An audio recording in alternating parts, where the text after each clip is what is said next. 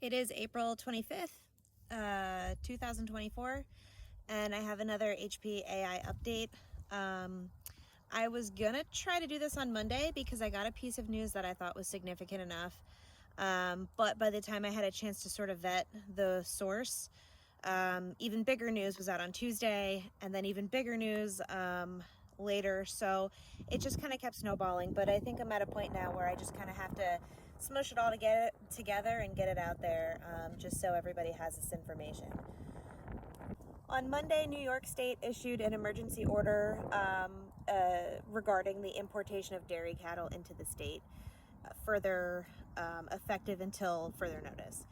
And what that order says is that dairy cattle originating from a premises with confirmed or suspect cases of HPAI are prohibited from entering the state.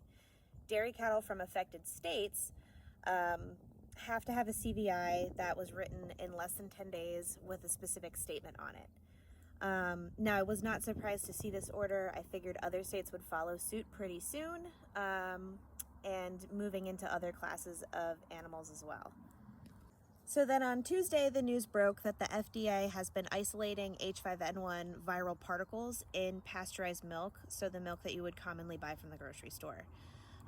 So the very important thing to know about this is that these are inactivated, non-viable fragments of the virus, meaning they pose no risk to us humans, even if consumed.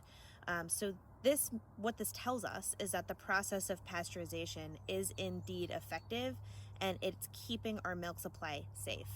The other thing that this tells us is that because they're saying something between like 30 and 40% of samples have viral particles in it, this virus is much more widespread than what we had previously suspected. Even though field vets, state vets, federal vets, and public health officials have been working extremely rapidly to get ahead of this issue, it seems like the virus is just kind of working just as rapidly. And that's what we learned from that milk testing. So then going into the back half of this week, the next biggest piece of news is that there is now pre-movement testing required for dairy cattle import-export in all states in the country. So from what I understand, this is only in effect for lactating dairy cattle. So dry cows and dairy heifers are exempt. Currently, we do not know if this will apply to lactating cows or any cows going straight to slaughter.